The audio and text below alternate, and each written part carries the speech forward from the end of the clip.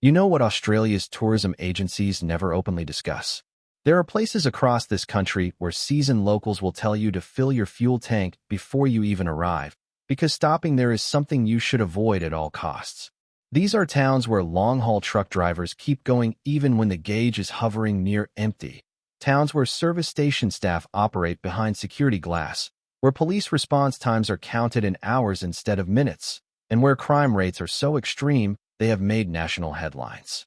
I identified 12 of these locations, and the crime level in the worst of them would be considered a humanitarian emergency in any other developed nation. Before going any further, something essential must be stated clearly. Many of these towns are home to significant indigenous populations. The crime affecting these communities is not a reflection of the people who live there. It is the result of decades of failed government policy, chronic underfunding, intergenerational trauma linked to colonization and the stolen generations, and a lack of real economic opportunity. The residents themselves are often the main victims, trapped in circumstances they never created. This report is about where systems have broken down and what that means for travelers' safety. It is not about blaming communities. The aim is to provide practical information while recognizing the deeper causes that governments and tourism bodies prefer not to confront. At number 12 is Ceduna in South Australia. The town has a population of about 3,500 and sits on the Air Highway, roughly 770 kilometers west of Adelaide. It is the last major settlement before crossing the Nullarbor.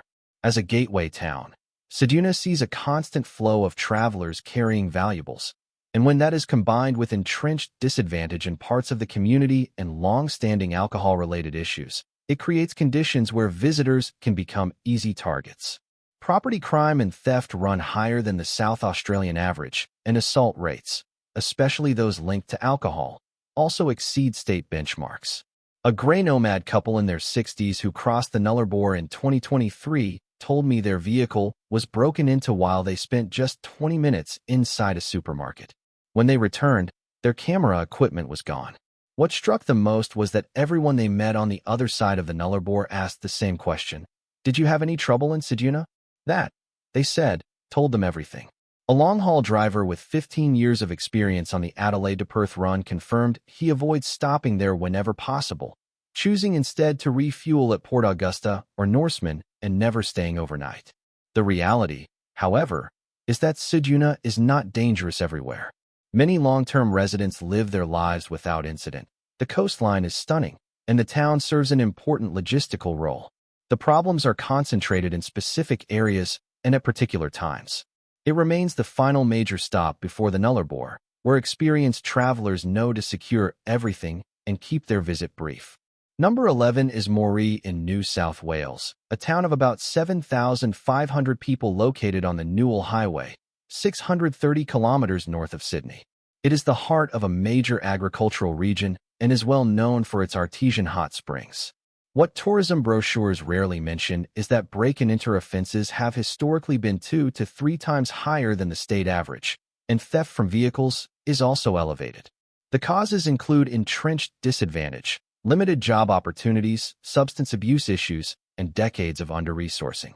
A motorcyclist traveling through New South Wales in 2022 told me his panniers were searched while he was parked outside a Main Street cafe in broad daylight. Locals were not surprised. One man simply told him, "You have to watch your stuff here." At first, he thought it was a joke, until he saw his bags had been opened. A shop owner who had worked in Moree for 2 decades explained it this way. It is not a war zone, but you learn the patterns, where not to park, when to be cautious, and which times of day are worse. Travelers, he said, usually do not know those patterns, which makes them more vulnerable. The trade-off is that the artesian baths really are worth visiting. The agricultural heritage is strong, and many people in established neighborhoods live without serious trouble. Crime, however, is concentrated in specific places and times, making Moree a town where locals know the rules and visitors often learn them the hard way. At number 10 is Port Augusta in South Australia, a town of about 14,000 people that sits at the junction of the Stuart, Eyre, and Barrier highways. It is quite literally the crossroads of Australia, and every Outback traveler passes through. That is also part of the problem. The constant flow of transient populations, combined with economic hardship since the power station closed, entrenched disadvantage in some areas, and alcohol-related issues, has pushed property crime and assault rates above the state average. A couple driving from Adelaide to Darwin in 2023 told me they were approached aggressively by intoxicated individuals while refueling. Nothing was stolen, but they were badly shaken and said it was the most uncomfortable they had ever felt at a service station anywhere in Australia. On their return trip, they drove straight through to Woomera instead. An interstate truck driver with 20 years of experience said Port Augusta is not the worst place on his route, but it is far from ideal. Drivers learn which service stations to use, which parks to choose, and which times to avoid, and new drivers are briefed before their first run-through. The trade-off is that established caravan parks have security, the Wadlata Outback Center is genuinely interesting, and the problems are not spread across the entire town. It remains a vital crossroads where experienced travelers know exactly where to go and where not to linger. Bourke in New South Wales follows next, with a population of about 2,500. Located on the Mitchell Highway, 800 kilometers northwest of Sydney, it gave Australia the phrase, back of Bourke, meaning beyond civilization, a description that has become uncomfortably accurate. Break-and-enter and theft rates have long been among the highest per capita in the state, and assault levels are well above average. The causes include extreme socioeconomic disadvantage, multi-generational trauma, geographic isolation, limited services, and decades of failed policy. A retired couple traveling through in 2022 experienced an attempted break-in at a rest stop just outside town. They later said they had been warned by people they met in Dubbo, but assumed it was exaggerated. It was not. They drove all the way to Kununurra the next day without stopping. A former business owner who left Bourke in 2020 after 15 years said he loved the town and the good people in it, but crime eventually drove them out. After 3 break-ins in 2 years and constant shoplifting, his wife was threatened in their store, and they decided to sell and leave. There are signs of hope, including justice reinvestment programs and community-led solutions, and the Bourke Exhibition Center is worth visiting if vehicles are secured. Long-term residents have adapted, and many people are working hard for change. Mount Isa in Queensland comes in at number 8. With a population of around 18,000, it sits on the Barkly Highway more than 1,800 kilometers northwest of Brisbane. It is a major mining city, and its boom-and-bust economy creates instability. Property crime, including unlawful entry and theft, runs well above the Queensland average. Assault rates are higher than normal, and domestic violence is a serious concern. The isolation that brings wealth from mineral resources also creates major challenges for law enforcement and social services. A backpacker passing through in 2023 had their rental car broken into at their accommodation and personal items stolen. Hostel staff were not surprised and told them it happens all the time, even providing a list of precautions. A mining worker who has lived there for 8 years said the problems are real, but there is also a strong community if you know where to look. Crime, he said, is not everywhere all the time. You learn the patterns. The trade-off is that major caravan parks are generally safe during the day. Underground mine tours offer authentic outback experiences, and many families and long-term residents live normally with basic precautions. And this is where things begin to escalate. Katherine in the Northern Territory, with a population of about 6,500, sits on the Stewart Highway 320 kilometers south of Darwin and serves as the gateway to the spectacular Nitmaluk National Park.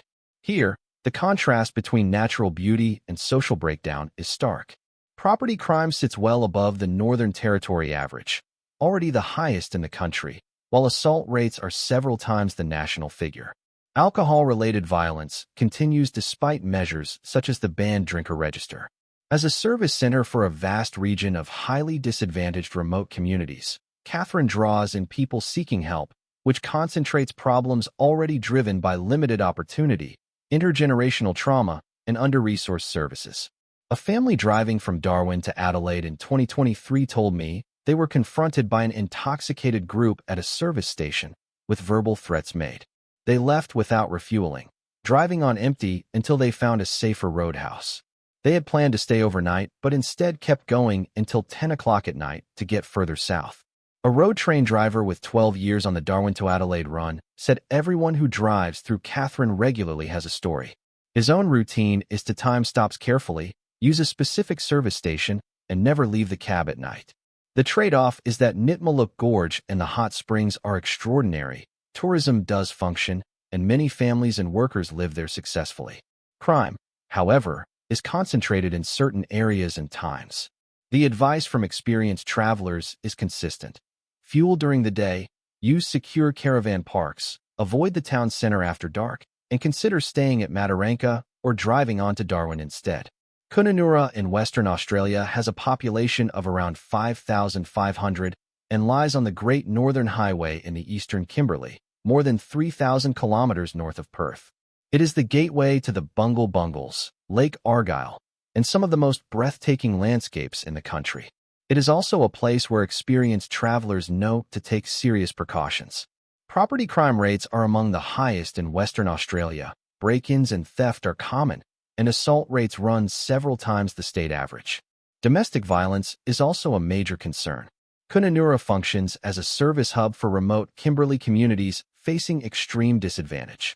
Combined with alcohol availability, multi-generational hardship, and vast distances limiting service capacity, problems persist despite repeated interventions. Tourism brings people carrying valuables, increasing the risk. Retirees on a Kimberley trip in 2023 had their caravan broken into at a rest area outside town, with camping gear and tools stolen. They said everyone they met warned them not to free camp near Kununurra, advice they ignored and paid for. Police took a report but offered little hope. A tourism operator who has lived there for a decade said they love the place and its working community, but they now warn visitors directly to lock everything, avoid walking alone at night, and use secure parks. The landscapes are generally safe. Lake Argyll Caravan Park has better security, and the Ord River and Bungle Bungles are spectacular. It is the town, not the surroundings, that demands caution. At number 5 is Wilcannia in New South Wales. With a population of about 750, it sits on the barrier highway 960 kilometers west of Sydney along the Darling River. This is where traveler warnings become almost universal. Break-and-enter and theft rates are among the highest per capita in the state, and assault rates are extremely elevated. These figures reflect deep social and economic collapse. Wilcannia was once a thriving river port of more than 3,000 people. Today, it is one of the most disadvantaged communities in Australia. The COVID outbreak in 2021 exposed severe overcrowding and lack of services that residents had endured for decades. A driver crossing the barrier highway in 2022 stopped briefly because of a mechanical noise and was immediately confronted by people demanding money. He fixed the issue with shaking hands and drove straight to Broken Hill. A former teacher who left after 3 years said the children were wonderful, but the systemic failure was overwhelming. When her car was stolen and burned, she gave up. This is not a story about inconvenience for travelers.